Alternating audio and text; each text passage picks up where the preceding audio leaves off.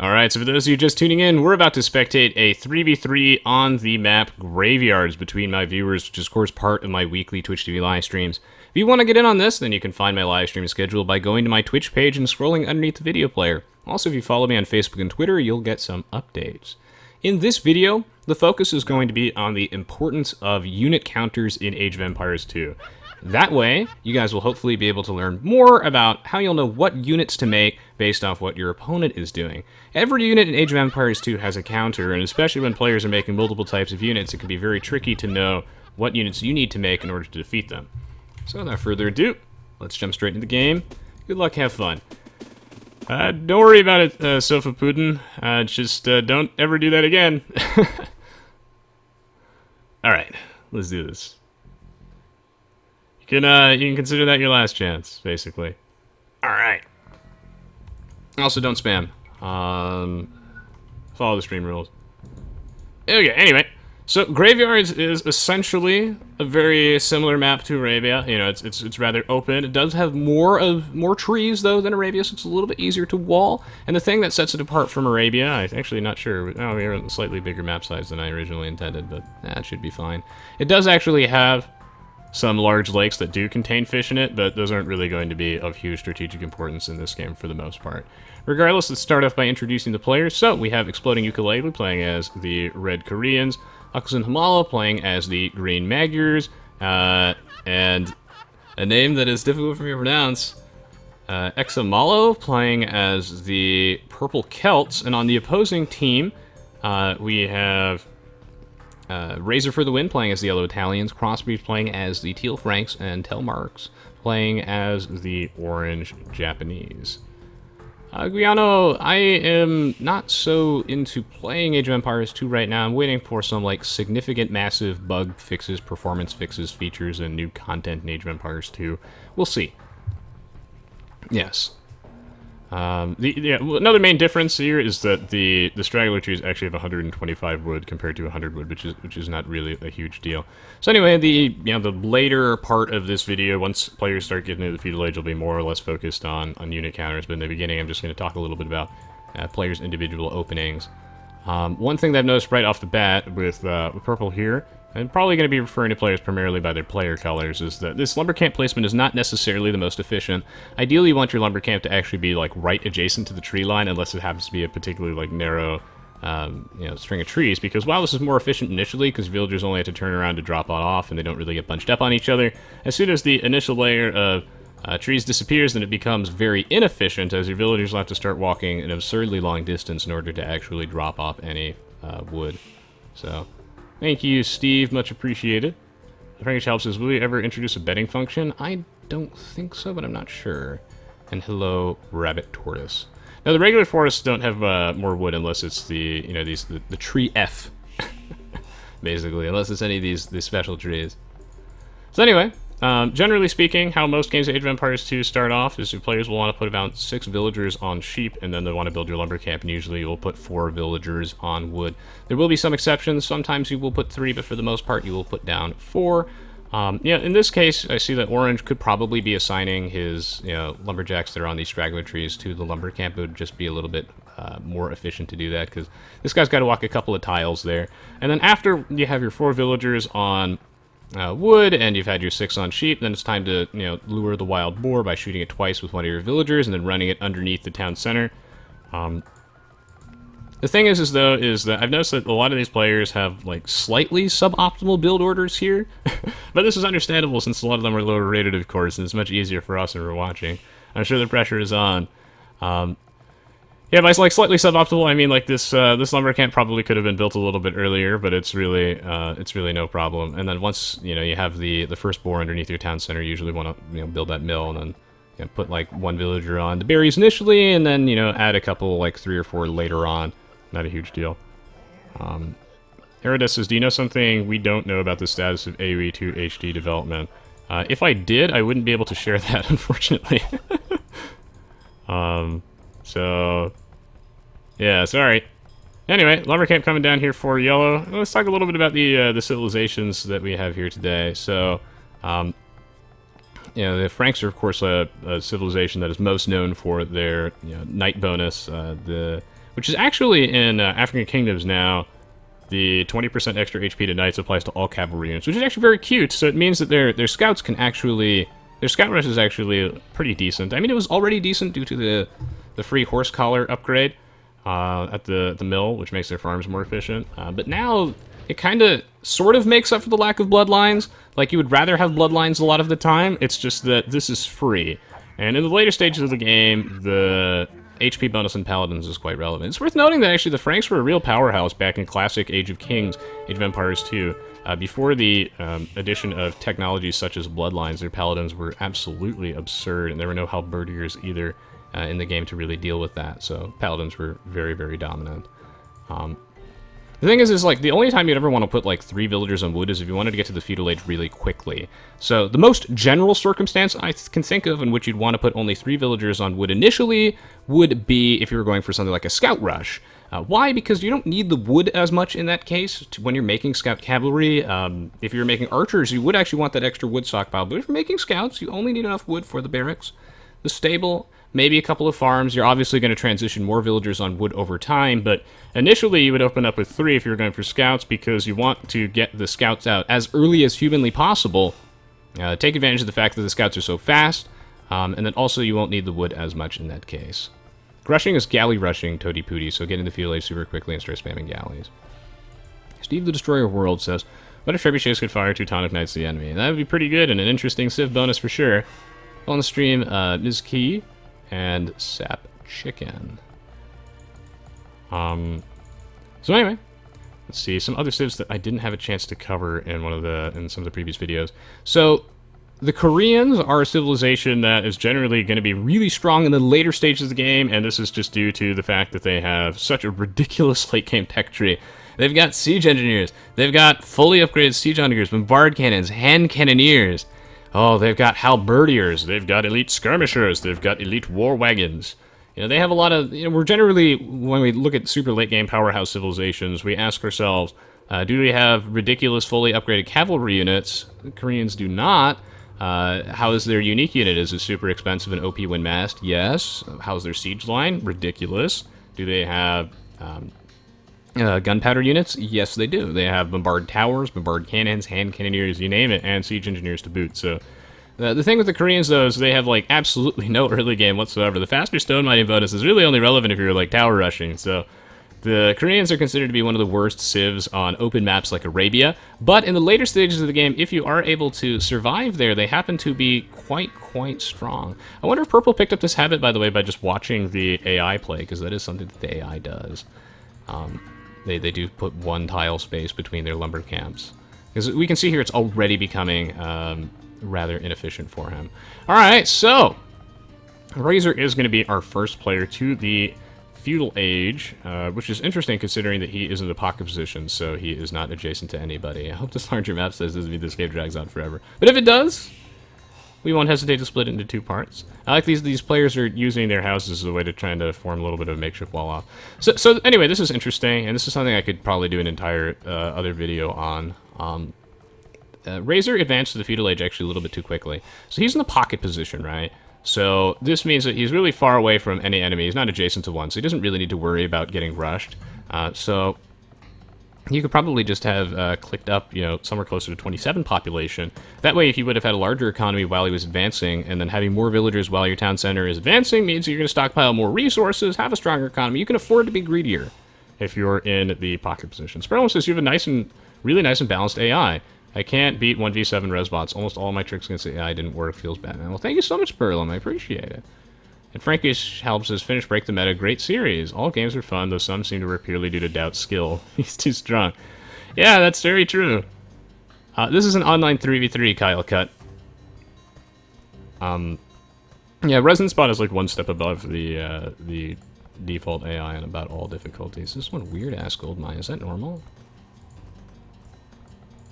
What? I guess it is normal, yeah.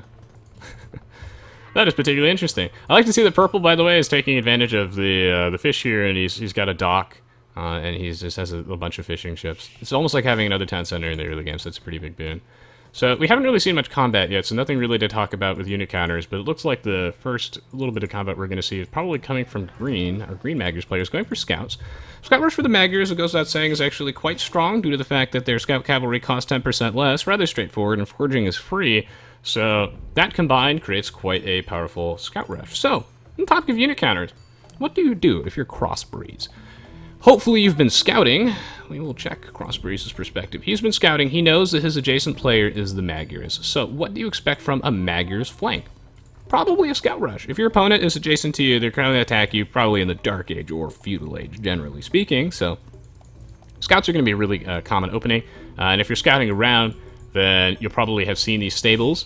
But if not, that's okay. You can just assume the scouts are coming. It could either be scouts, archers, some sort of like Dark Age militia rush.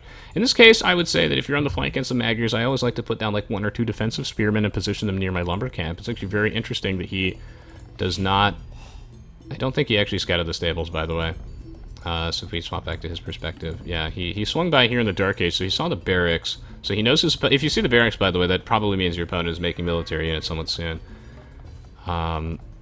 Those AIs are not comparable, by the way, Steve, because they're user patch AIs, and HD AIs are missing a lot of features and very buggy engine-wise, so we're waiting for Skybox to do some comprehensive fixes. Also, my AI is not designed at all to be like a competitive AI that fights other AIs. It's designed to be fun for humans to play against. So anyway, some defensive spearmen here is very good. Spearmen happen to kill scouts, I think, in like 3 hits or something ridiculous. They have a very high attack bonus versus these scouts, so I like that he's positioning a couple of them. It looks like he's actually going for like a fast castle age based off the way his economy is set up, so that is absurdly greedy of him to do that on the flank with no walls, but if his opponent is just going for scouts, he honestly might be able to get away with that. Goldmine coming down here, so Ux and Hamala, it's good to see him not like overcommitting to the scouts. Scout in this base, by the way, won't be able to see all that stuff. Blacksmith coming down, which does give him that immediate free foraging. He has to build the blacksmith first, and now Ux and Hamala, realizing that it is kind of going to be a waste of time here to continue raiding Teal, to continue waiting Wheel, is going to go straight for the pocket. I think this is a smart choice. He's going to try and find Razors, exterior villagers. Notice how when players are raiding, they generally try to focus the exterior villagers, the ones that are in the lumber camp, mining camp, because they're far away from enemy, from the town center. That way you don't need to worry about getting shot by it. This forward stable by red is fascinating. I feel like this is not necessary at all, and a huge risk. Okay, now, assuming he didn't notice that the map size was 1 size larger than normal, this still makes no sense. Again, these players are new, though, so I'm not gonna give him too much flack for it. It's just an educational thing for your own frame of reference. This does not make any sense because he's gonna have no military. He's gonna have no military buildings. He's not gonna have no stable in his own base. So if he gets raided by opposing knights, then he's just gonna have a lot of trouble dealing with that. And also, this doesn't really help him apply that much pressure. Knights are mobile enough that getting them slightly closer to the opposing base won't really give you that much of an advantage. So now we're transitioning into the sort of Castle Age stages of the game. So we already saw here that the best way to deal with scouts is going to be spearmen. So now we're getting to the point where the pockets are reaching the Castle Age. As usually do fast Castle Age and Knights, Knights being a very dominant unit in the Age of Empires 2 metagame because they happen to be reasonably mobile and difficult to counter. Spearmen not good enough against Knights. This is something I talk about a lot. They're not good enough against Knights. You need the Pikeman upgrade first, but the thing is that researching Pikeman takes time, whereas if your opponent is going for a Knight Rush, then their Knights are just good from the get-go. They don't need to research those upgrades to make the Knights good. Generally, though, we will see them grab skill barding armor to make them more resistant to town center, arrow fire, and crossbowmen. And bloodlines as well for the very same reason. The hell? Oh. He's fine, guys. Don't worry about it. False alarm.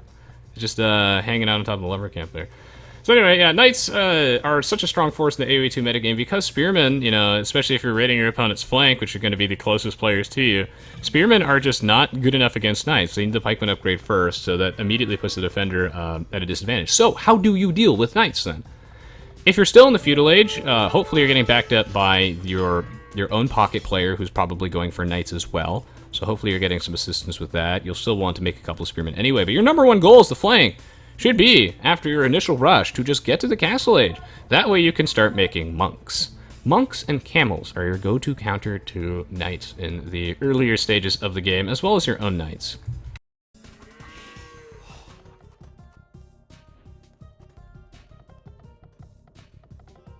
So yeah, monks and camels are generally going to be your go-to unit here.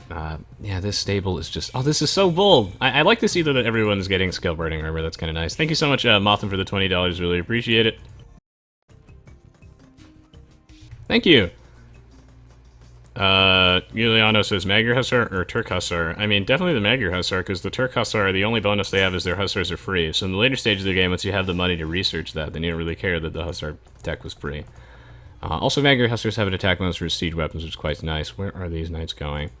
A defensive monk, by the way, like building like a monastery, and then just having a monk sit around like underneath your town centers or near your economy to just zone the knights away is great, because the monks are such a good counter to knights, because knights are very expensive. You know, they're 60 food and 75 gold. So if you lose a knight to a conversion, not only do you have a knight of your own, but your opponent lost a knight, so you just 2-for-1'd him. So his army is smaller, and now you have a knight. So that's a huge, that's like a 120 food and a 150 gold swing in your favor, which is massive. Monks also have a lot of range. They're just really slow though, so that's why when you're defending against a Night Rush, you just kind of want to keep them locally in your own base. Thank you so much, Hanio, for the 7-month resub. Really appreciate it. Yeah, it looks like we actually somehow managed to somewhat balance these teams. The floating ukulele is a little bit behind in the early game. He does have some stone walls though. Great to see him putting down a town center. Most important tip I can give you, of course, is make sure your town center is always working, creating villagers. Looks like he will be moving out here. Without any military buildings in his own base or military units, he will get wrecked very hard by these knights. He's going to have to start making some spearmen of his own. The thing is, though, is that this is why you would put the stable in your own base, because once these, you're not going to put down a defensive monastery preemptively unless you already knew the knights were coming. If you did, though, then you would put it down. You can, in the later stage of the game, I guess this is around 26 minutes in, so it's okay to have, like, a defensive monastery, and he's going to start making some spearmen.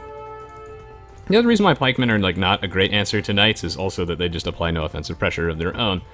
Pikemen only, a whopping 4 attack damage, they're purely a counter unit. And that's why I think Age of Empires 2 is such a compelling and interesting game. I mean, there are many reasons as to why, but, one of them is that we have these counter units like spearmen, which beat knights. They don't beat them one-on-one, but from a cost efficiency standpoint, if you keep throwing pikemen at them, your opponent loses so much gold.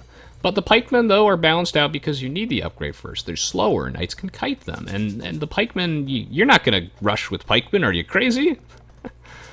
That's not gonna be able to do anything. So, unfortunately, Red here is just gonna get absolutely clobbered. He should not pull his villagers off to fight these knights, by the way. They're gonna do a whopping 1 damage. He should run them all underneath his town center. Call for help! And immediately, oh no, he's just suiciding all these villagers here. 3 attack, my friend, versus 2+1 armor is approximately 1 damage, because there's a minimum value of 1 damage. You see here's the spearmen.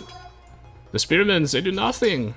Ah, God. At this point in the game, this is when you would either pull back the... You basically would have just had to pull back the knights there. That was, And he's gonna need some help. In the meantime, everybody here raiding with knights, some defensive spearmen here on behalf of Orange. I was hoping this game would go on for a little bit longer, that way I could talk a little, more about a wider variety of units.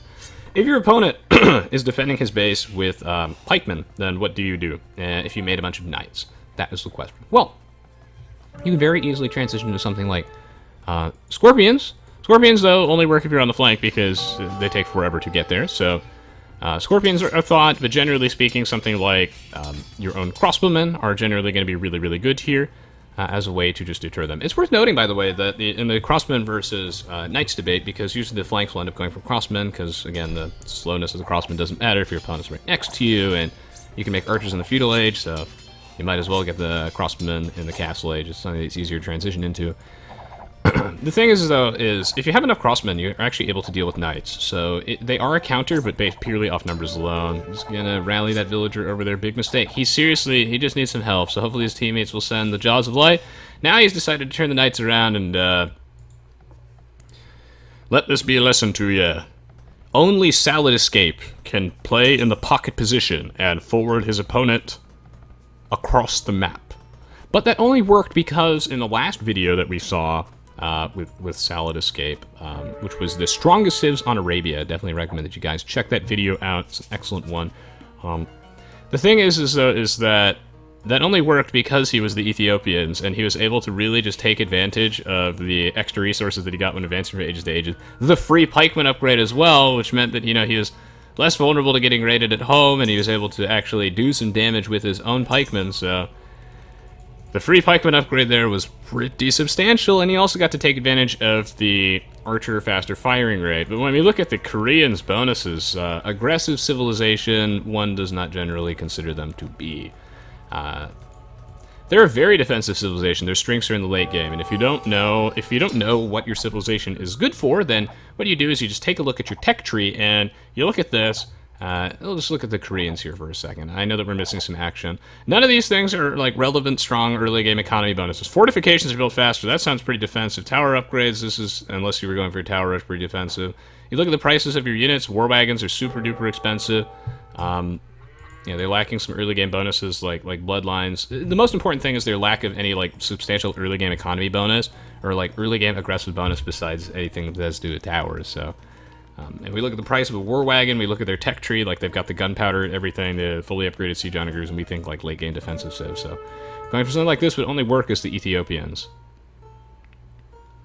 Yeah, I mean, I don't know if I would consider the Archer Rush underrated, but maybe it has been in these games. So good to see a defensive monastery here and some spearmen trying to negate some of these knights.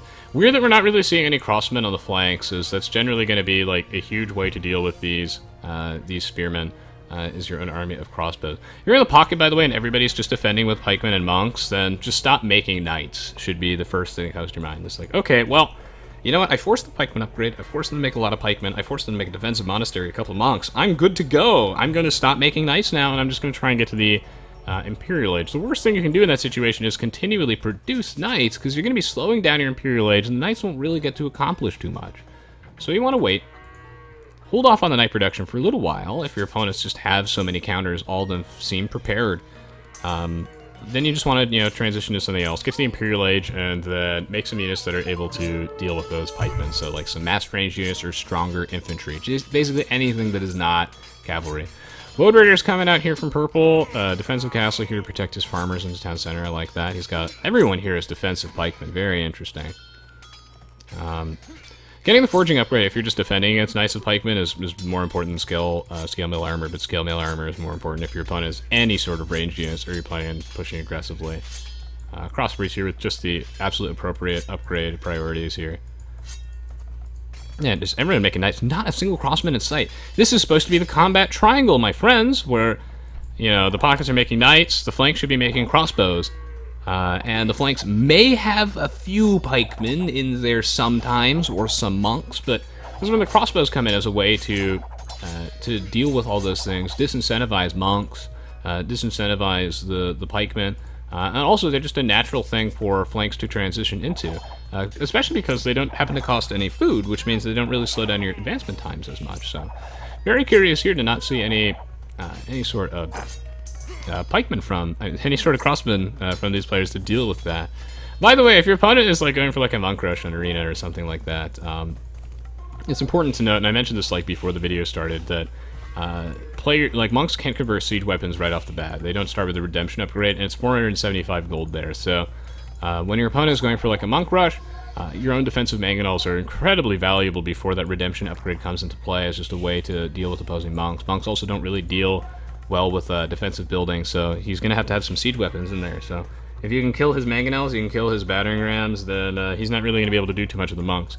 As the game drags on, though, once he has the redemption upgrade and whatnot, the economies get bigger. You should be able to field out a large army of light cavalry or eagle warriors to deal with that. Mass ranged units like crossbows do happen to also work out okay in this situation like that. And in the super late stages of the game, you can always just snag heresy or something like that.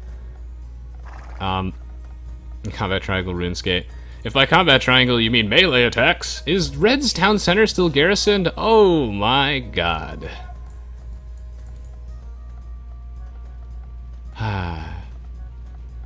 That is unfortunate, my friends. So, looks like he just got thrown off his groove a little bit here and he just never ungarrisoned his town center. Oh man. Well, again, this is a future reference thing for Red if you're watching this. Again, no worries. You just need to like ungarrison your town center. Start pumping out villagers. Like the first thing that should be on your priority list in all games of Age of Empires 2 is forget the big plays. Forget being faker. We will be faker later. The first thing that should come to your mind is, how do I get swole fast? Make tons of villagers, just non-stop. And here we see that should be the only thing going through your mind, by the way, is make villagers, make villagers, make villagers, make villagers, make villagers. Because he's only at 30 population at this point in the game. He's been housed for years. And right now he's like building all these stone walls trying to defend himself. But stone walls don't make villagers. That should be the thing that goes through your mind. If you're always telling yourself to make villagers until you have like 100 to 120, 60% of the max population, then the first thing should be, I can't make villagers. How do I do that? Houses. I need houses. Start building houses. He's not building any houses because he's not making villagers. He thinks he's only a trading partner for now, but honestly, like, you are totally capable of building your way back in the game. He has had like 20 minutes or so in which he is capable of doing, not 25 minutes, he's had like, we'll say 15 minutes. 15 minutes where, you know, he's been able to build back, and the reason he hasn't been able to is because he's just not making villagers. Like, he should have like 15 villagers queued up at each town center and like a 4th town center, just to be able to sustain that military production. And the reason that he's so far behind, and this is something that a lot of new players do, is they try to make big plays. So let's see NVD. They try to make huge unnecessary plays. Like they try to be super cute and put down the forward stable. You don't need to do that when you're new. If you think about it, it's such a big risk. It's easier to say in retrospect, obviously, because we could see the whole situation. It's much harder when you're actually playing the game, but it's a huge risk. It's just much better to, get your economy in line, try and figure out how you're comfortable managing that before you try and make some sort of crazy plays. Let's talk a little bit more about his number one priority now should just be spamming villagers like a madman.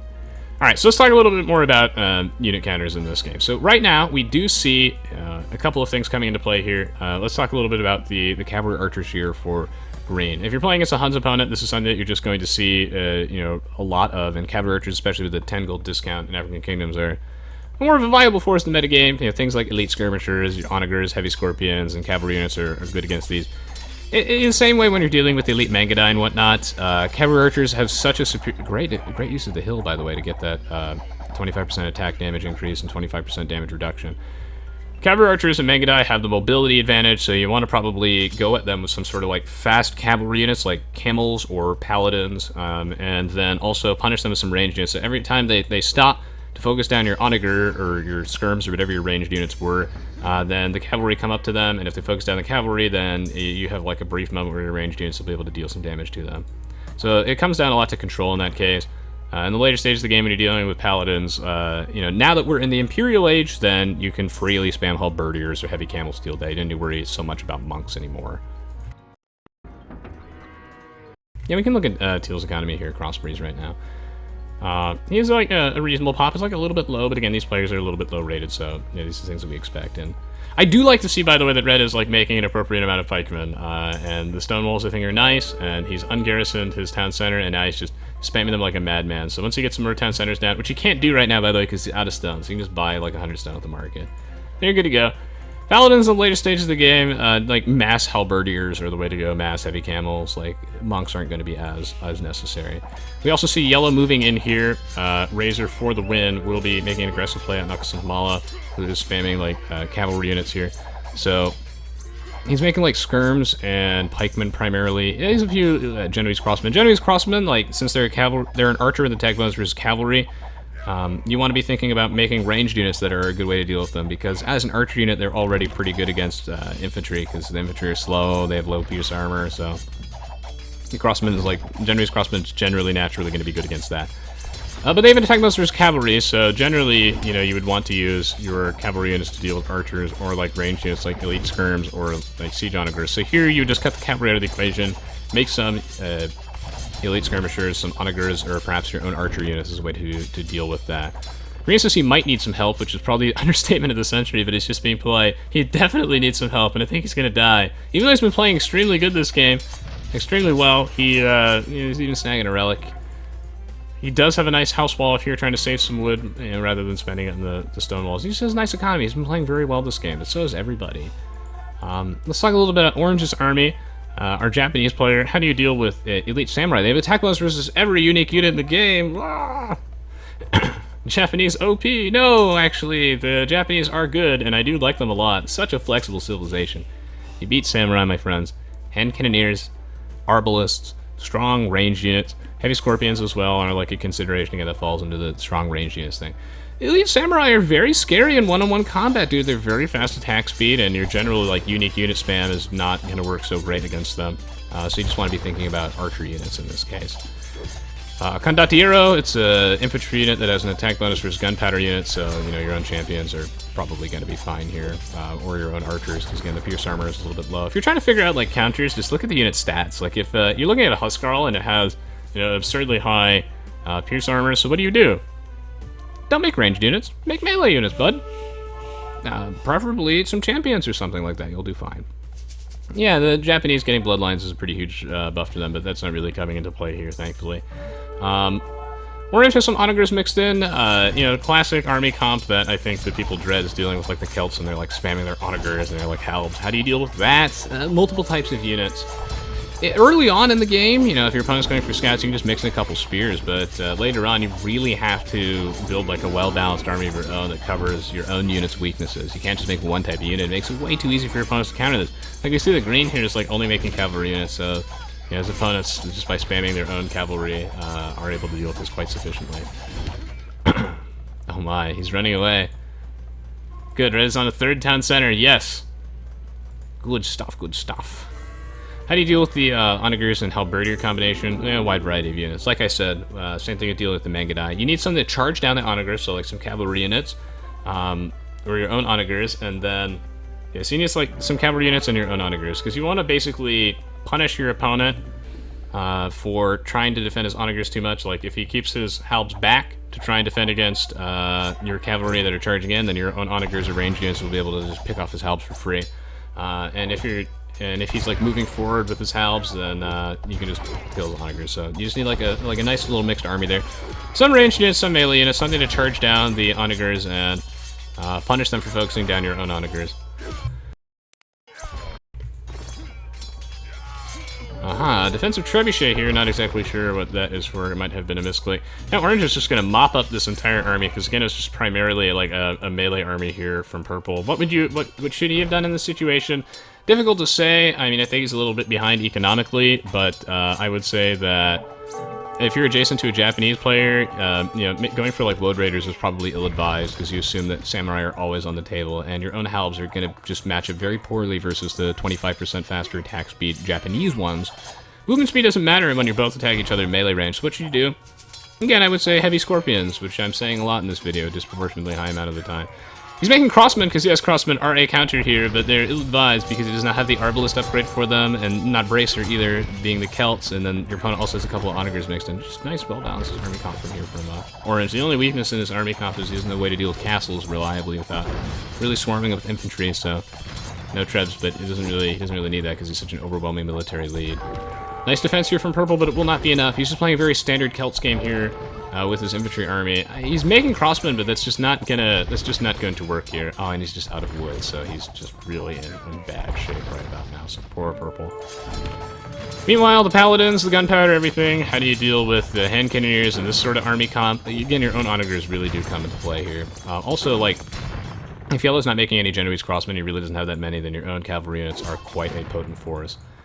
As Paladins, we mentioned this earlier, halbs, camels are your friend. In the later stages of the game, it really becomes a game of counters because you have enough money that you're actually able to afford to transition into the necessary units that you need.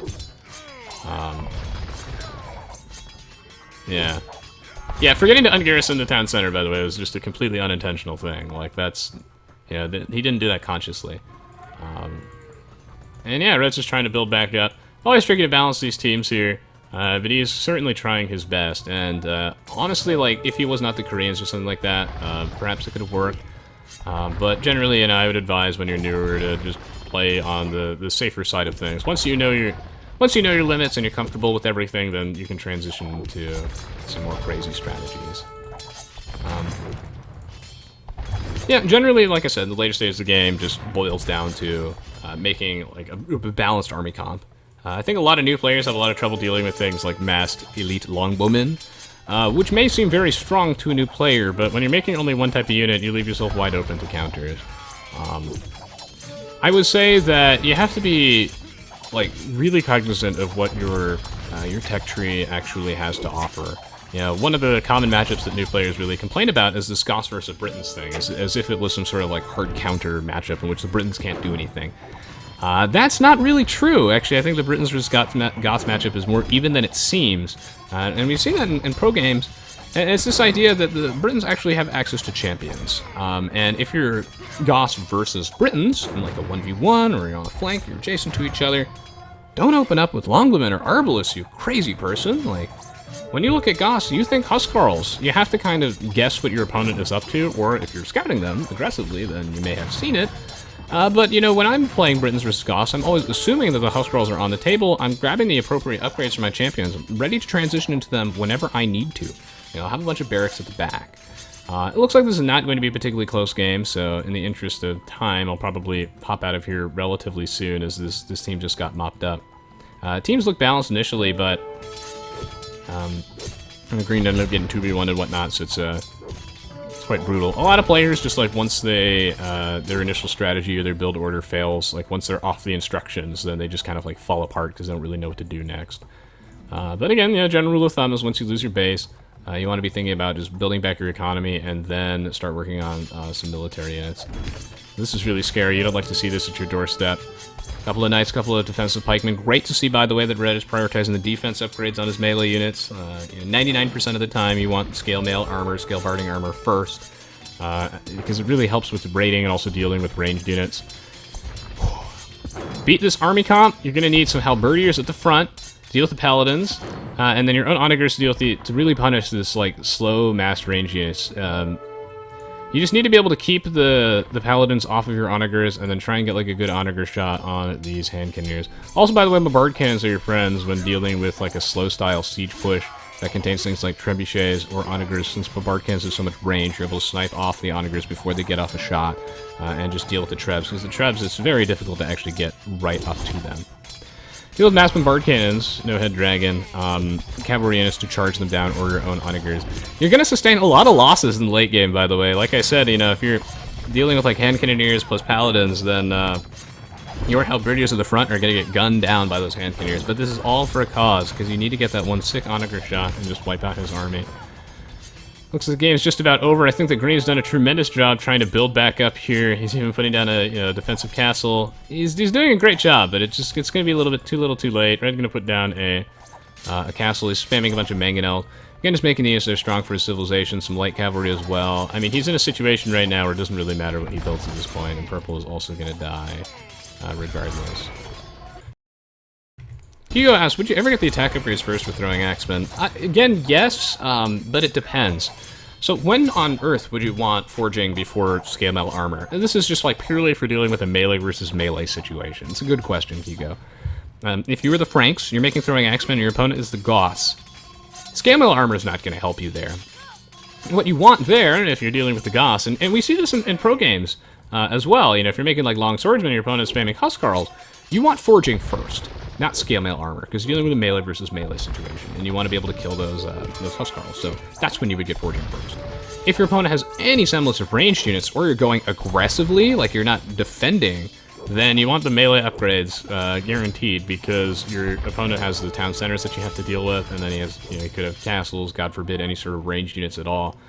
So forging, again, is the type of thing when you're dealing with a melee versus melee situation. Are you making Mamluks and your opponent spamming halberdiers? Well, then scale mail armor won't help you that much, so you want forging. If anyone has any like brief last-minute questions about unit counters, I'd be happy to answer. This is something that I'd be happy to talk about more in a future video when we see like a wider variety of units coming into play. But hopefully you guys found this this commentary useful in some way or another. Again, let me know if you found this helpful. Red will resign. I think that that is totally appropriate to resign. He tried his absolute best. Next time we're going to try and get him a better game with fairer teams. That's you know, my heart goes out to him, man. It's happened to the best of us. I remember some of my first few online games were totally brutal, and but I do see a strong foundation from Red. Like I can't emphasize this enough. He had a pretty good start, honestly. Like he had a nice little like compact base. We saw him, you know, trying to make additional town centers, trying to rectify the situation. You know, when he saw the knights in his base, he panicked. He made a couple spearmen. This was good. Honestly, his night rush would have been great if the stable was in his own base. This is the type of thing where Red has a great foundation to be a potentially awesome Age of Empires 2 player. And yeah, if you ever catch yourself trying to do something like this fancy stable, catch yourself, because you don't necessarily have to do that until you feel like you've got everything else on lockdown. I'll see us what counters turtle ships. I believe demolition ships are the way to go there. Any last questions?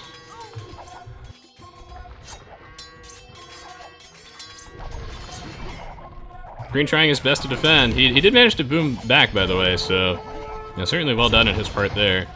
Spamming the halbs. Again, he's just doing this because that's just what he happens to have the resources for. This is a pretty nice army comp. The halberdier is backed by the heavy cavalry archers.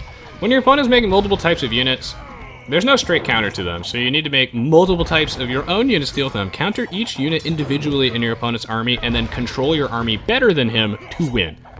Counter each unit individually in your opponent's army, and then control them better to win. If your opponent's spamming like elite longbowmen though, and he happens to have a lot of them, then you actually still probably need multiple types of units.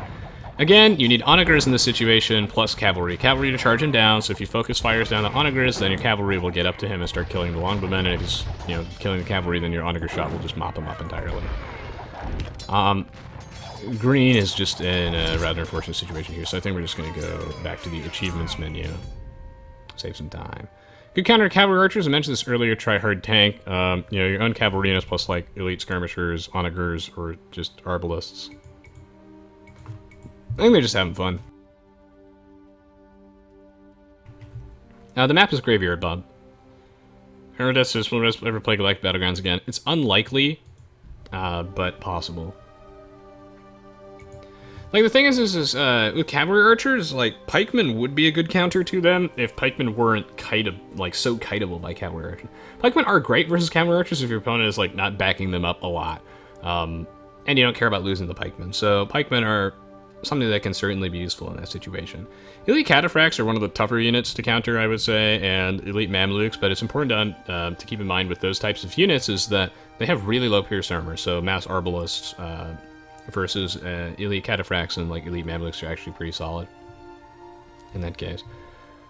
Especially, yeah, you could even get a good siege onager shot off on the elite mamluks. Same thing with like elephant archers as well, like good siege onagers, and then you want to just be able to punish. When your opponent has like a mass death ball of ranged units, remember you want to punish him for focus firing down your onagers by having something threatening that's coming at him at the same time. Because obviously the answer is onagers as a way to deal with mass ranged units. But you need a way to punish him for focus firing them down. So yeah, you can definitely use the pikes to distract the cavalry archers. It's certainly a legitimate thing, so Miss Aimbot is indeed correct. Goldie Apparatus says, how do the Goths go against Byzantines? That's a good question. The thing with the Byzantines is elite cataphracts take forever to get out because they cost a lot. The upgrade's very expensive. So elite cataphracts are going to be a deterrent for you spamming infantry, but remember the Goths can do more than just spam infantry. It's not something that we often see, but you do have hand cannoneers as a way to deal with elite cataphracts. You even have heavy cavalry archers, but honestly, that's not that great. So you can always make, some hand cannoneers are going to be your best bets, and then your own halberdiers. Like, halberdiers are not great against elite cataphracts, but you just need something to keep them off your hand cannons. So you're okay then with losing a bunch of halves, especially because you're the Goths. You don't mind suiciding them. They really don't cost very much. So it's going to be a costly battle for you, but yeah, like hand cannoneers plus halves is probably fine. Jay Erickson says, Arbalist versus hand cannoneers, why would you create what? I am very biased towards hand cannoneers, but not every civilization gets them. If you have any sort of bonus for arbalists, like if you're the Ethiopians and they fire 15% faster than arbalists for sure. If you're the Italians and they get the foot archer bonus, it's kind of like a toss-up. Hand cannoneers are much better versus melee units than arbalists are. Like, arbalists work well versus melee and ranged units, but not as well as hand cannoneers do versus just melee units. And this is because hand cannoneers are very inaccurate, and they have an attack bonus versus infantry. So if your opponent has a predominantly melee army, then hand cannoneers, yes. But if your opponent has some ranged units mixed in there, then hand cannoneers become a lot worse. So if they have a ton of melee units, hand cannoneers, but otherwise arbalists, if that makes sense, hopefully. Oh yeah, thank you, Dark Paladin. Yeah, if anyone feels the need to post on the ResQuest subreddit, Make sure to follow the rules in the sidebar. Read that really carefully. Follow my example format. So make sure like the quote is not just like a couple of words. It actually links to the video and whatnot. Let's see. Oh yeah, and the goths also have cavaliers and whatnot. You never know when that'll be relevant. Oh yeah, telemarks. I will be uploading this to YouTube definitely. Yeah, don't worry. All right, Sofa Putin. Sorry, you've been spamming too much, man. If you come back again, then you're not welcome here anymore. It's a shame too, man. You played well in that previous game, but you just can't read the rules. I don't think this is the place for you. Alright, so, anyway, thanks so much for watching, guys. Hope you enjoyed. Hope you enjoyed the commentary and the video. I'll be posting it on YouTube, so... also, as well, thank you so much for those of you who took the time to show your support for all the non-Age of Empires stuff as well. I appreciate it. Helps the longevity of the channel. Helps me able to keep producing videos. People seem to really enjoy our mellows. This is something I'm very happy with. This is something that I also really enjoyed. And yeah, stay tuned, stay tuned. Plenty more Age of Empires as well as stuff for other games on the way. I'll be doing one more Age of Empires match after this. So if you're watching live, then stick around. Live stream schedule on my Twitch page. And make sure to follow me on Facebook and Twitter for updates on whatever is going on in my life or when I'm streaming next. So we'll be right back. Stay tuned.